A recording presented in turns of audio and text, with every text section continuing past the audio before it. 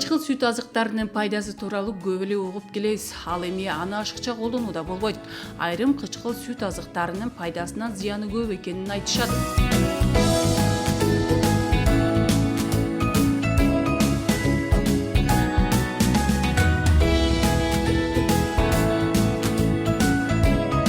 Пайдасынан зыяны көп болгон кайра иштетилген сырларды көп колдонууга такыр болбойт.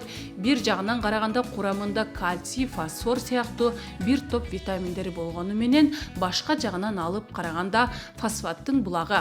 Фосфат бул абдан зыяндуу элемент. Ал кальцийдин иштөөсүнө тоскоол болот. Ошондой эле сиздин организмиңиздеги кальцийлерди да четинен жок кылат. Эгерде ашыкча көп колдоно турган болсок, сөөк ооруларына чалдыгуу коркунучу анык. Ошондой эле жаш балдарга мындай сырды берүүгө болбойт. Рахит оорусуна алып келиши мүмкүн дешет.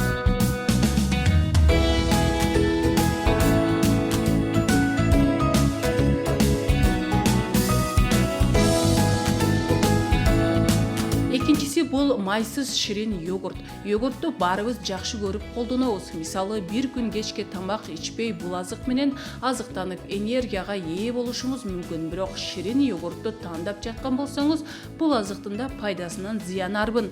Эмне үчүн дегенде, мындай йогурттарда кальций жокко эсе.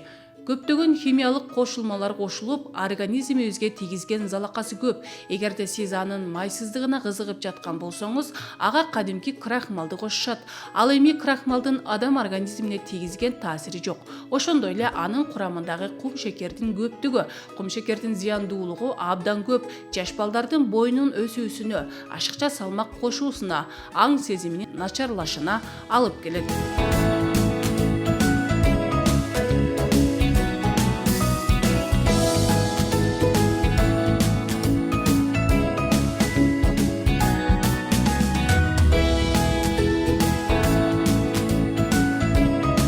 Ошондой эле кычкыл сүт азыктарындагы сүт майларын алмаштыруучу майлардын да зыяны чоң.